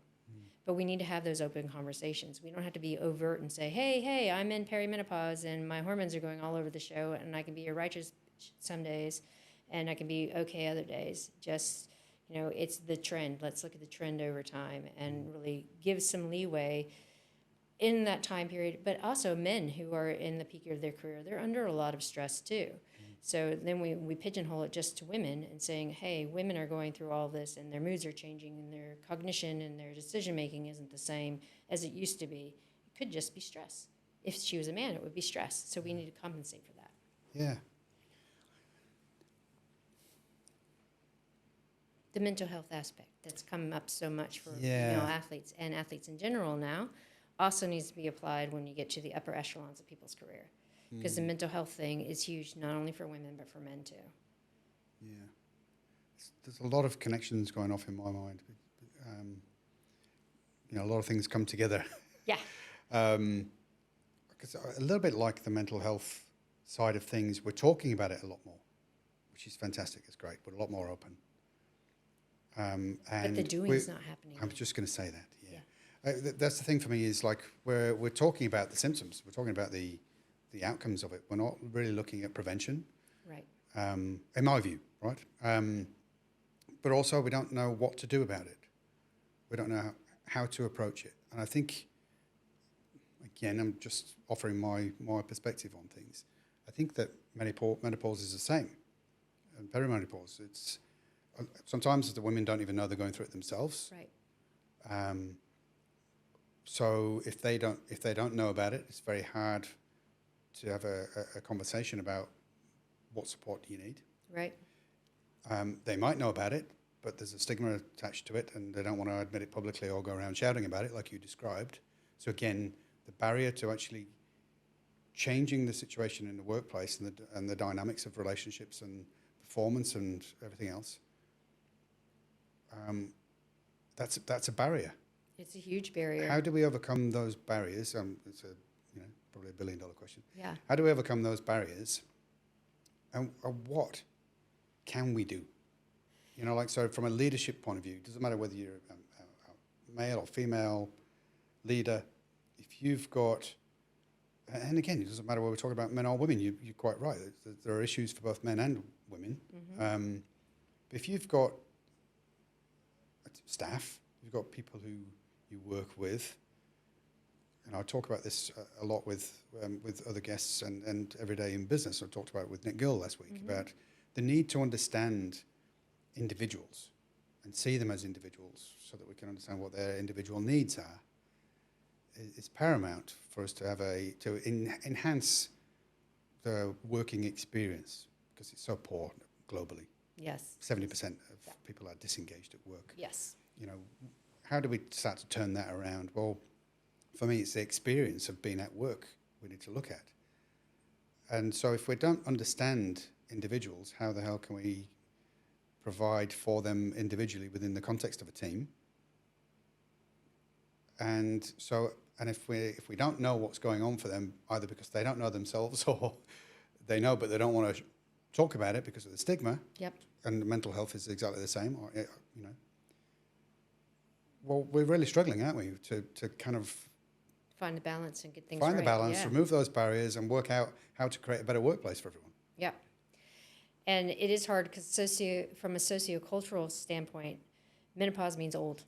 If you look at like TV shows and sitcoms, the women, you look at Courtney Cox from Friends to now, she looks almost the same from a body perspective, like her body composition, and she's had a lot of work done, so she doesn't look old and wrinkly. But you look at some of the male characters from Friends to now, and they've been allowed to get old, and it's okay. They can wear dowdy shirts, and they can look distinguished. Same with some of the other movie stars that are out there. Like the women, they can't age. And they start talking about menopause, and all of a sudden they're an old actress, and they lose job opportunities. But it doesn't happen the same with men. Like Tom Cruise in Mission Impossible, right? He always has a 20-year-old in there or a 30-year-old, even though he's now close to 60. So it's that sociocultural thing that's attached with menopause, and the word menopause, that means, oh, now you're old, and you're going to, be crotchety and be an old lady. So if we can find other words to use to empower women to talk about mental health or talk about what they're going through, to reduce the stigma from the sociocultural thing is one thing. But what that word is, I don't know yet. No. You say there about you being crotchety and an old lady. Maybe it's because we're acting that way without realizing what's causing that. Yep, absolutely. Like some of the symptoms that I've read about, there's so many of them as well. That's what I've come to learn is there's so many different symptoms that could be attributed to menopause. And we see that, and we just associate age. Yep. So we think that's normal, but Yep. we can do something about it. Yep. Or, you know, Yeah, so if we can take it back to a sport context, Yeah. right? And we look at coaching and we look at the age of athletes and we see that female athletes, when they get into their mid-30s, kill it in endurance. But a lot of times they lose their sponsorship because they're a, quote, old athlete as compared to the young ones coming in. They have the opportunity to be like, you know what, I can still dominate. And it's the mentality of I can still dominate that becomes the conversation. So if we can empower women to think that way and say, oh, well, everyone else thinks I'm old and washed up, but I can still dominate. I can still do things within the confines of how I've changed to dominate, hit these deadlines, empower people who are under me.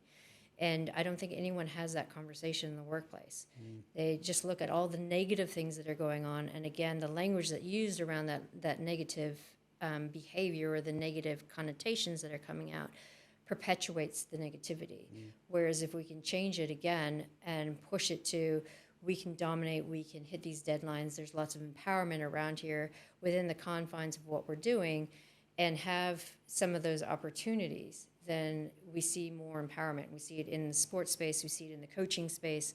We see a lot of athletes who have gone from dominating as an athlete to dominating as a coach because they feel empowered. And it's finding how are we empowering our women who are in the crest of their career, who are at the top levels, how are we empowering them?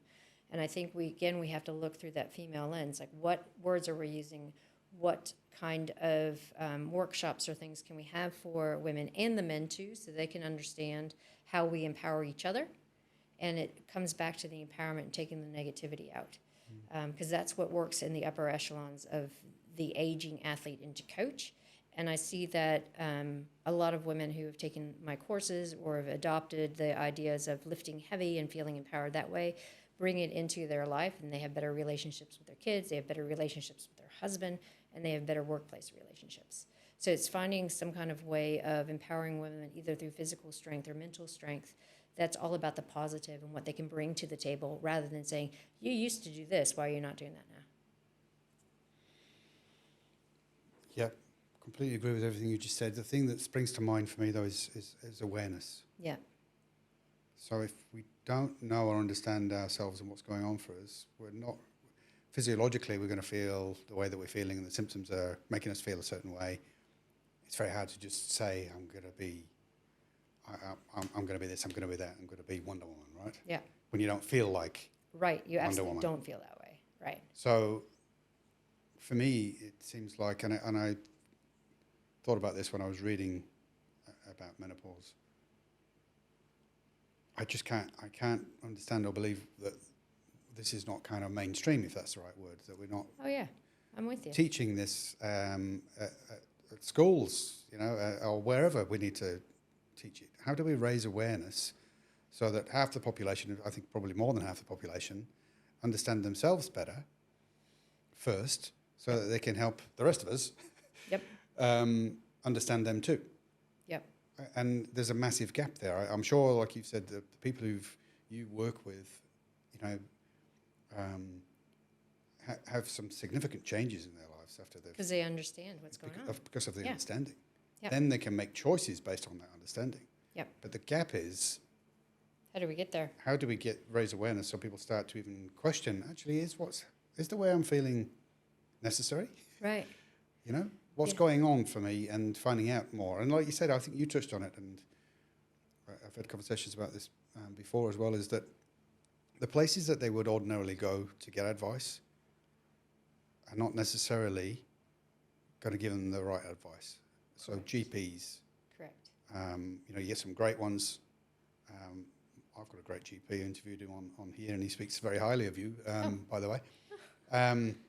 But there are lots of them who are not great. And I think you mentioned that earlier, touched on, you get the wrong advice. Oh, it's an age thing, or it's this thing, or it's that thing. Oh, here, just take that. Yep. They don't even understand fully the symptoms that can be attributed to this. So, how do we raise awareness, and B, if you've got awareness, what should you do next? Where should you go for advice? Yeah. did a small project with Nike Europe, and we did a takeover in the buildings where in the bathrooms we, on the inside door, we reskinned the doors with information. We're like talking about your period is a taboo, menopause is a taboo, and when you close the door and you see this, you're like, what? And then there's a QR code, and you can scan it, and you get all this information. So we did a takeover for about a month, and now everyone is talking about menopause and perimenopause and periods.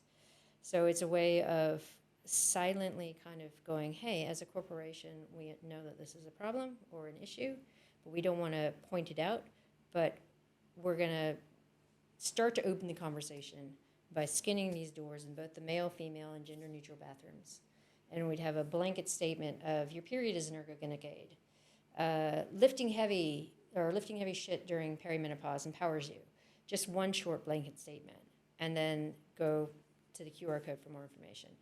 That was really powerful, but I don't think every corporation is going to be able to do that. But I think that within the workplace, there has to be some kind of acknowledgement from the management's point of view that there are things that we need to talk about, we just don't know how to open the conversations.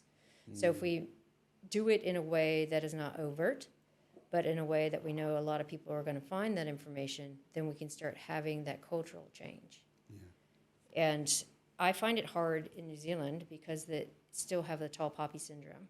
Of course, it's endemic. And people don't want to talk about things. Everything's kind of hush-hush behind doors. We see that also in the medical system here in New Zealand, where we don't have prevention. We don't have physiatry. We don't have anything that's going to stop people from going off the deep end or having to have surgery. Whereas we look in the States, by no means is a Model A, but they do have a massive amount of prevention research, prevention care, to do the education, to prevent people going off the deep end, prevent people getting metabolic disease, prevent people having cardiovascular surgery or joint replacement surgery because it's expensive. So I think part of it also has to be a re-look at healthcare and how are we positioning healthcare in this country, where it's all about we fix when it's broken instead of let's prevent the breaking. Because if we were to prevent the breaking, then we would have the opportunity to have that education when we go to our GP, or have the opportunity to have wellness clinics and know what's going on and be inspired by someone talking about things because it would be part of the norm. But there's a lot of things that need to be changed, and as much as I keep pushing, it's so hard to invoke change. Just before I forget, one of the things I found fascinating from research on yourself, Stacy, was that, and something I didn't know, that in a period, one of the hormones, is it progesterone? You can have more ligament tears and estrogen, is it? Okay. So if when that's kind of at its peak, and correct me if I'm wrong in saying this, but in your cycle, you're more susceptible to injuries. So that's the prevailing theory. And part of it comes from retrospectively looking at when an injury happened and trying to understand where a woman was in her menstrual cycle. As well as Petri dish research, looking at how estrogen affects ligament tension.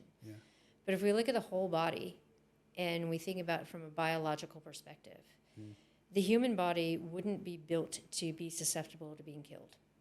So if we have a surge of estrogen and a woman's being chased by an animal and she happens to step down wrong, we wouldn't want the body to, have an ACL tear and then get eaten, because then the species is dead. Can't. So when we look at whole body and we look at the research around it, it's the training loads leading up to the menses phase or the period phase. We know that training loads that are high in the week before the period starts are not absorbed very well because the body isn't very resilient to stress. We have a really triggering immune system, so we have more pro-inflammatory, which changes tissue and tissue function. So if we are to decrease the load in that period of time, then we don't have the predisposition to injury. And we also see that although estrogen makes ligaments more lax, we have other counter cytokines that invoke a faster proprioception to avoid tear. So this is the prevailing conversation is, around ovulation or mid-follicular when estrogen starts to go up, women have a greater predisposition to ACL tears. But that, again, comes from the male lens of research and not really looking at what's leading up to that and what are some of the biological influences that we have that can stop that tissue tension from changing. Sure. Okay, thank you for that. Sorry for the tangent. No. It was just something you said there about, the health system fixing breakages. Again, it comes back to that awareness and understanding, doesn't it? Yeah. That you can do things differently and prevent injuries and ailments, full stop, if you've got the awareness. Yes. And there are things like regenerative medicine, which is very costly in this country, but it avoids things like total joint replacement, which is very expensive as well. Yeah. So there are lots of things that are available, but they're not in the mindset because overworked system, the system is all about fixing what's broken. And it's not about, okay, let's have better quality of life for physicians and look at more prevention to relieve the load on the surgeons, relieve the load on the ER.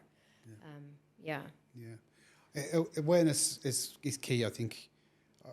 After all I've learned from the research and from this conversation, I think that's the one thing that we need to put focus on is awareness. Because when I think about some of the conversations I've had with male leaders about working with their teams and females in their teams and just not having the confidence to talk about. I mean, and again, is it appropriate to talk about if it's not being raised, by that staff member? Yeah. It becomes a barrier. Whereas if there's a lot more conversation, if it's not taboo anymore, and we're talking about it as a natural kind of conversation, that this is just how life is. We should talk about it like everyday conversation. Yeah. Then it Wouldn't becomes that be beautiful? It would, wouldn't it? It would be awesome. And it'd be just so much. Life would be so much easier and better for everyone, because we've got that difficult kind of standoff where even if we think I might know what that is, I don't know what to do about it. I don't know how to raise that conversation. I don't know what I should be doing and how I should be responding. What happens if that person doesn't even know that that's what it is? And if I raise it, I'm going to be in the shit. Yeah. Which is very quick and easy to do. Yeah. Always has been. And I think, more so these days, I think men are afraid to raise certain subjects through fear of actually, who am I to be raising this? Yep. Am I, So there's all of that comes into it as well. Whereas I think, so much more awareness would overcome some of these obstacles and help everybody. Yeah. That's why I try to get education out there. Yeah, absolutely. So that's a nice segue into, you've obviously had a fantastic career so far, very successful, and, renowned in your field, but you're probably at the beginning of your career, really. Probably.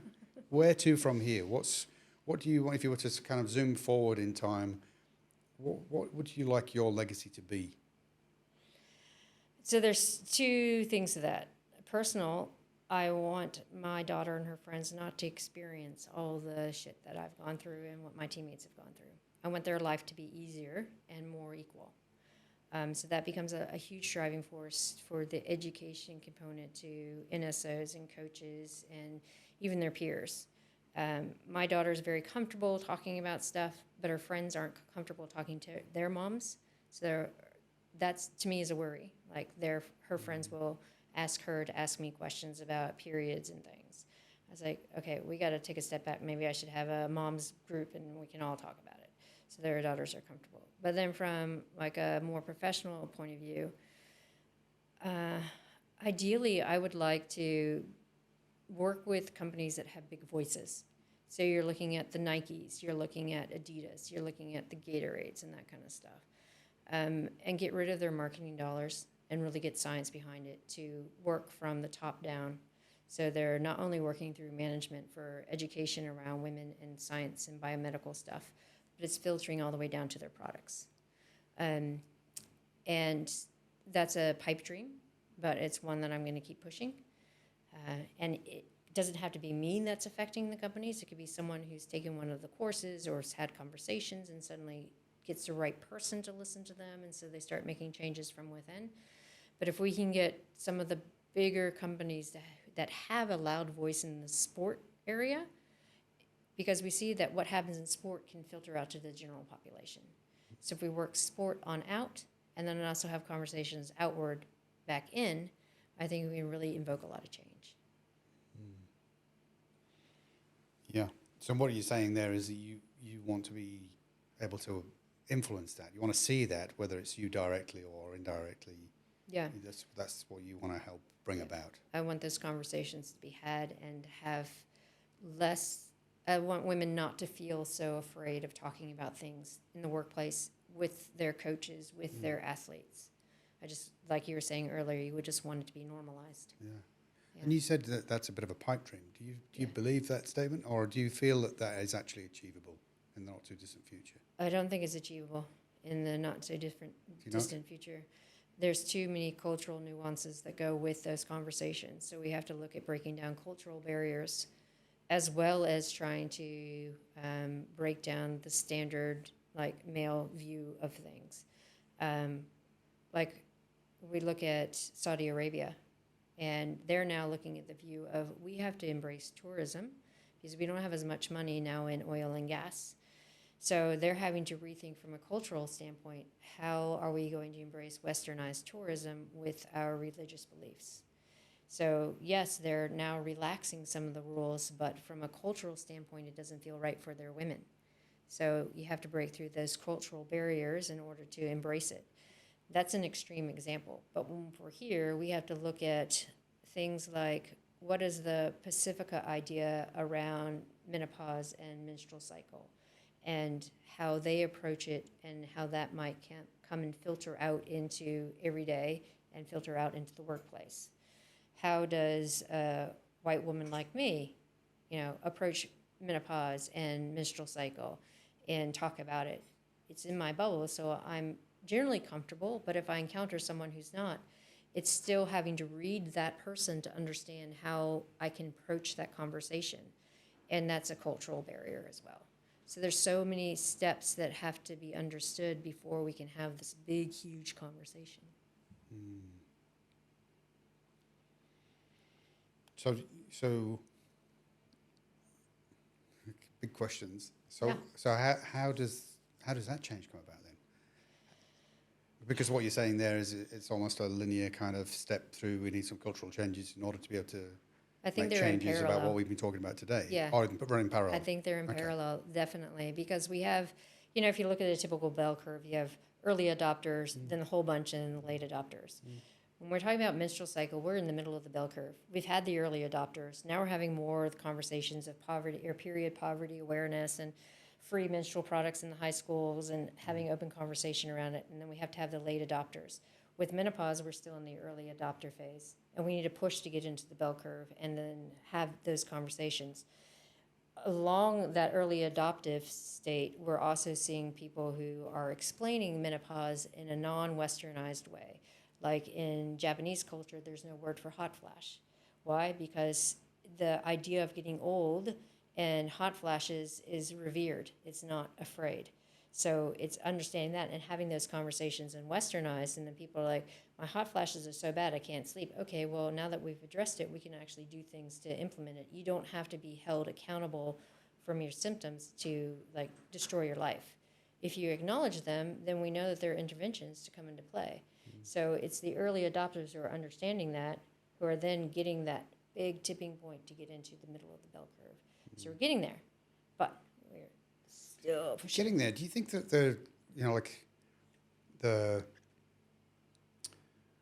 pace of change around some of these topics is moving, is changing? If you think back to your earlier experiences at school, I feel, but that might be my middle-aged white man naive kind of view of the world, that things are changing, and I can't help but feel that maybe there's some exponential change going to come with it. You sort of, like you've said, the bell curve, right? Yeah. So you push through, and then all of a sudden there's massive change.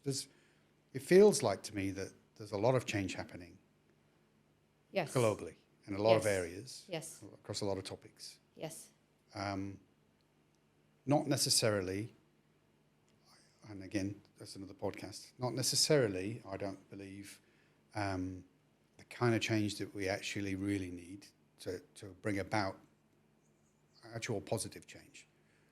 There's changing conversations, like we touched on earlier, I think, but we're talking about, like I say, mental health for me, it's no longer deemed to be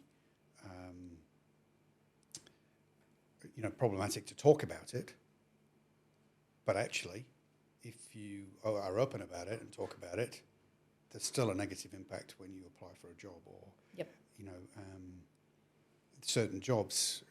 If you've had any experience of mental health disorders or depression or anything like that, you can't be considered. Yep.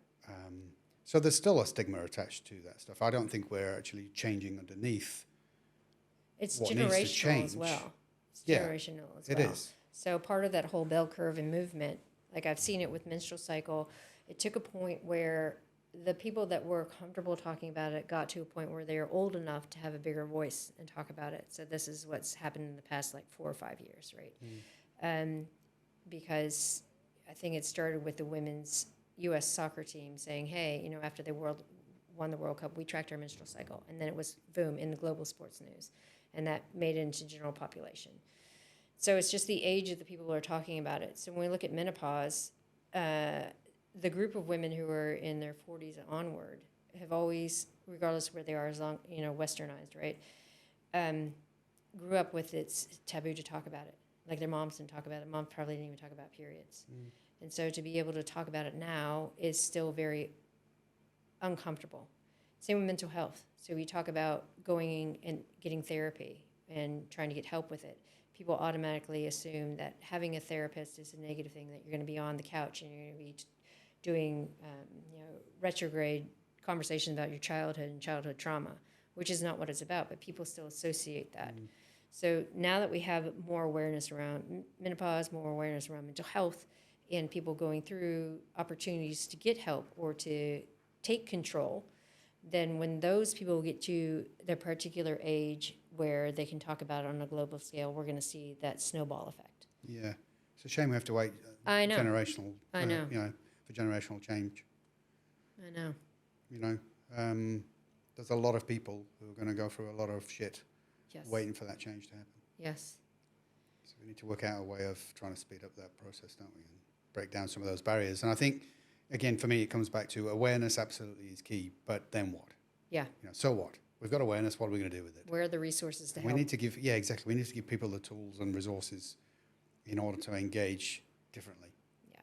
Because I think there are so many benefits to engaging on these topics in more detail and more depth. We've just got to take a punt to realise it, but the fear is keeping us from doing it. Yeah. The fringe. Yeah. The fringe group. We Yeah. need more fringe group people. Yeah. Stacey, I could talk about this stuff and a lot more all day with you. Hopefully you've maybe seen that I'm really interested in it because of the questions I'm asking. Yeah. No, And good. my brain's sort of working overtime. There's a whole raft of questions that I've still got. But look, thank you so much for your time.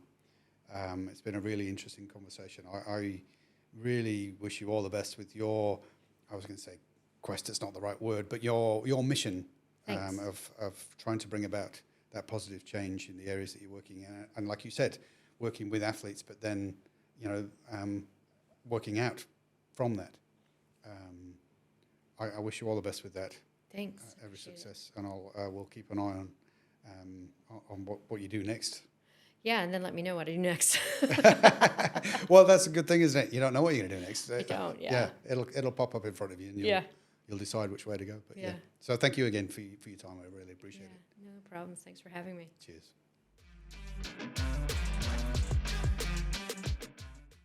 As you will hopefully know by now, if you've seen other episodes, this segment of the podcast is all about wisdom worth sharing from our guests who've been living a life that's a story worth retelling. At the end of every interview, I'll look back as part of the editing process and discover some of the gems that came out during the conversation, and then I summarize them here.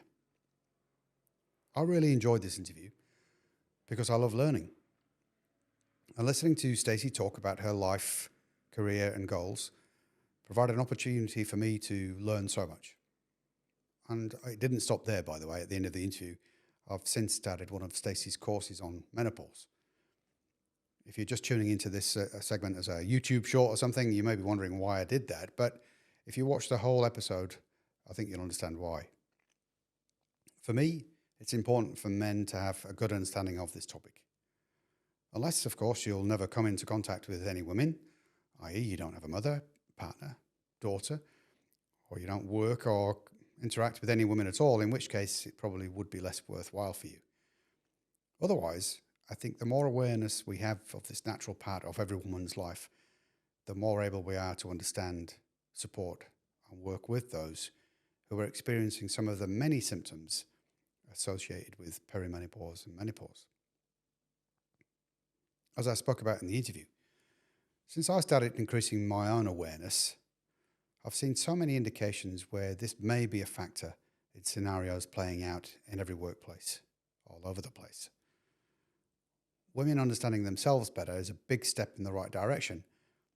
But if men can be open to learning about this too, we'll create much better environments for women to thrive, which ultimately benefits everyone. Women leaving the workplace because they don't feel understood, or that they no longer fit, or they're not getting the opportunities they could and should to dominate in roles, as Stacy put it, is not good for anyone, including our organizations. Even with just a little more understanding, our workplaces could benefit significantly, and women all over the world could be more empowered. I find it fascinating, actually, that so many women still don't understand the implications of menopause themselves. As Stacy alluded to, this could be due to all the historical views, opinions, and advice on this topic being taboo still. But they've also maybe been predicated from a male's perspective, like so much of the health and fitness data that Stacy referred to in the interview. I would seriously advocate both women and men visiting Stacy's website, drstacysims.com, and watching her videos and considering doing some of her courses. Get in touch with her. She's making a huge difference, so why not be a part of that? Anyway, there was so much more to the interview than just talking about menopause, although that is a very important topic. So I'll talk about some of the other things that we covered with Stacy. What was clear from the very beginning of the interview was how good Stacy is at seeing the world not just through her own lens, but through that of others.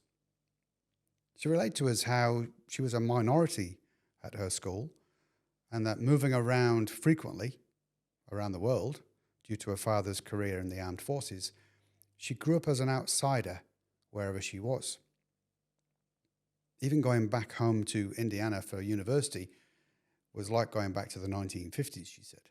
And whilst for some that could have been detrimental to learning and could have inhibited the development of interpersonal and maybe social skills, for Stacy it didn't.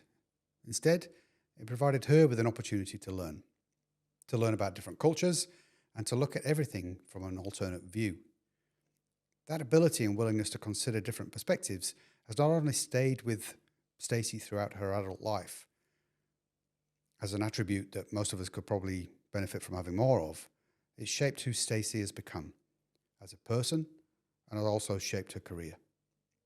Like the characters that she idolized as a young girl, the likes of Princess Leia and Wonder Woman, who were able to break through hard situations, say what they meant, and get pushed forward, Stacy has done likewise in her own career.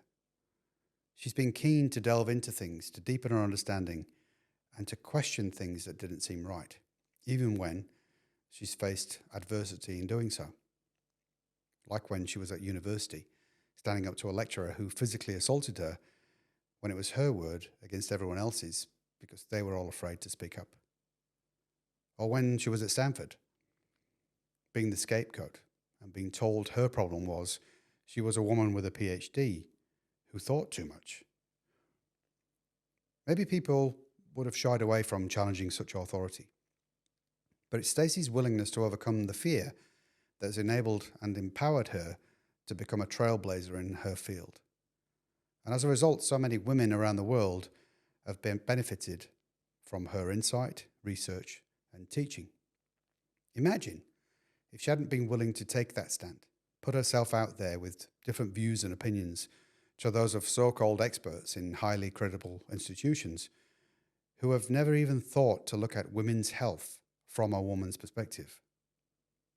Female athletes all over the world would still be basing their health and fitness needs on data founded on 5 young males decades ago.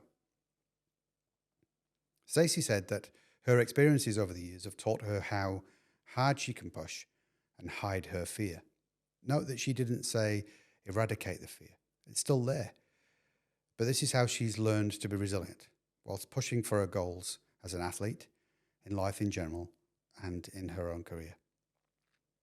I love the phrase that Stacy used that we should all keep in mind whenever the fear raises its head and stops us from doing the things we need to, which essentially tells us where our focus should be.